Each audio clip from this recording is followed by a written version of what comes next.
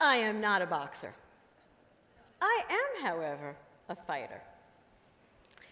I represent 9% of your workforce. You see me every day, but you don't really see me. If you ever travel to Alaska, you know those big, gorgeous icebergs? We take photos of them. They're big, they're beautiful, but they're just as big and beautiful below the surface, what you all don't see. So I am the disability mama. I am a fighter. I fight every day for what my child needs, from medical services to educational services, but I have unique needs as your employee. I also have incredible skill sets.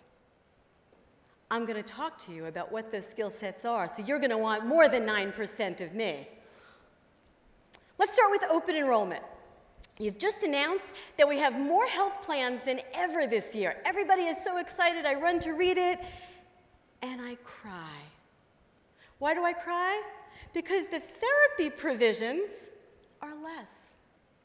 My child needs therapy, not 12 sessions a year of OT, PT, speech, a lifetime. But you're not providing that.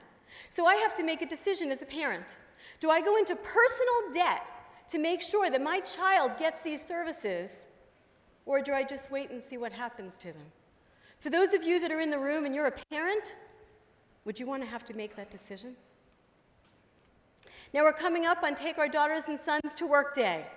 Everybody is excited. They love bringing their kids to the office. Not me. I actually call in sick that day. Because one year I did bring my daughter, but you know what? It wasn't good. She wasn't feeling included. She wasn't supported. There were no activities that she could do. And by the way, our annual sales meetings, no different. I don't go because I can't bring my family the way others can. I went to some senior folks in the company and I talked about it. You know what they told me? They said, Nadine, we can't make those kinds of changes for just one employee. But remember, I'm not just one employee. So then our company announced that it started a disability employee resource group. I spoke to some of you over the last day or two that you have them. But it's one group, meaning it's employees who have disabilities in the same group as those of us that are parents of children with special needs. We have different interests, we have different needs. I'm giving my child all this therapy so they don't become that disabled adult. Can't you understand that? We need two separate groups. Now, I am an amazing performer. I get top ratings every year. But unlike my peers, I'm not promoted. When I sit down with my manager, he tells me, Nadine, unless you start getting things set at home, so you have the ability to travel and relocate, it's just not going to happen. Why can't he understand? The divorce rate in the special needs parent population is upwards of 80%. I'm stressed, I'm frustrated. And oh, by the way, what he said to me, I'm just curious, is that even legal? I have a colleague whose child was born with Down syndrome, and she was so excited when she came back to work, she brought photos of her daughter, but it changed immediately. One person said, didn't you have an amnio? Because then you would have known. Someone else said, doesn't she need you more than we do? Why are you back at work so fast? Someone came to me and said, Nadine, I heard what happened to the baby. I'm so sorry. We always thought you and Doug were the perfect couple. What does that mean? I think we need some etiquette and awareness training, not just that unconscious bias, right? I have another colleague who hides the fact that he has 3 children, specifically his 3rd child, who's significantly disabled, uses a wheelchair, is on a ventilator, does not have photos on his desk of that child. He says that in his last job he did, and he was always getting questions he wasn't comfortable answering. And if he was out for a couple of days, people always assumed it was for the child, and then more assumptions, more questions. He can't bring his whole self to work. That's really sad. Now, like most of you in the room who are parents, I leave work to what? Go to another full-time job at home. But here's my world. You go home and feed your child, probably with a fork, a knife. I feed mine through a tube in her stomach.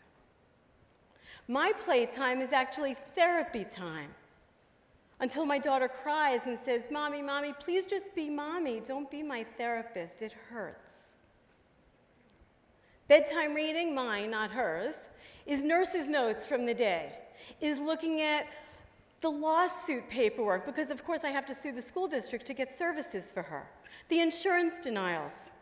I'm doing research on diagnosis, prognosis, scheduling more doctor's appointments.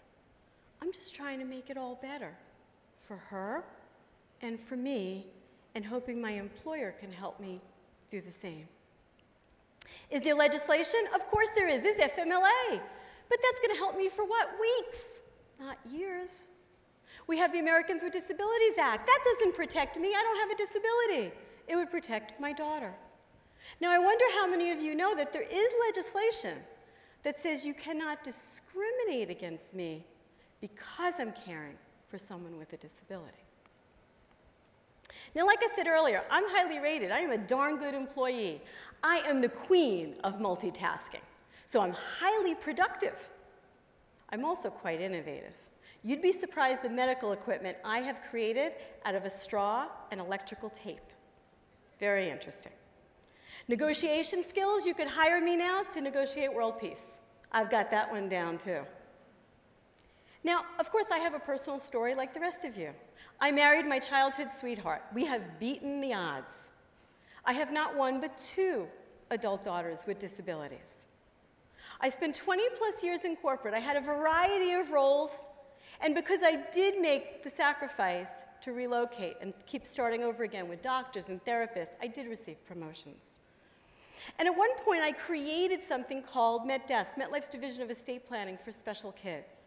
It was to educate families on the legal and financial issues of planning for the future. It didn't even exist in the industry. Innovative? Yes. Profitable? Extremely. It was the most profitable division in the entire corporation by the 3rd year. The media started showing interest. Oxygen TV came to my home and did a day in the life. I was so excited until one day I'm on the elevator, and my boss, the then CEO, comes on the elevator and he says, "Nadine, when you wrote that business plan, how come you didn't just start your own company? Why did you bring it to us?" And my answer was honest. I don't know. I hadn't thought of it. Remember, I said about the profit. He looked at me and he said, "Well, that was stupid, wasn't it?" I thought about that.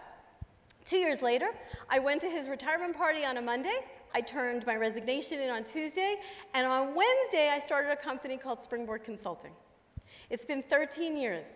What we do is we work with global corporations all around the world to mainstream people with disabilities, those that are born with or have an acquired disability, visible or not, veterans with service disabilities, maturing workers with age-related disabilities, and those like myself, the invisible 9%. We do assessments and talent acquisition and training and all kinds of things.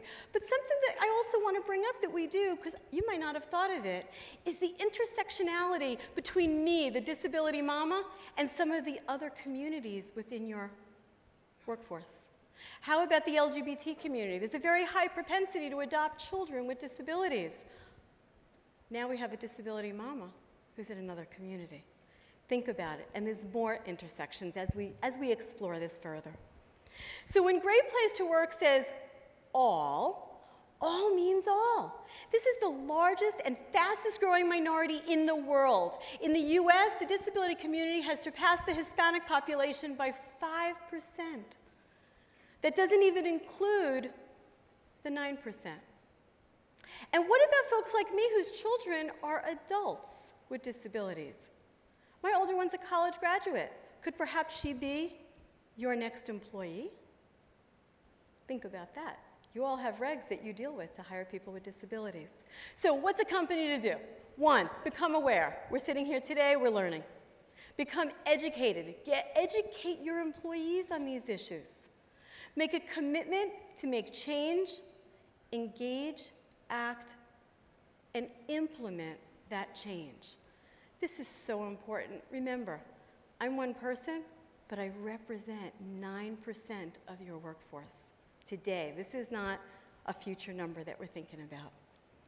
So what I'd like to do is just say thank you for listening. From Springboard, from all the disability mamas out there, I hope you learned something. Enjoy the rest of the summit.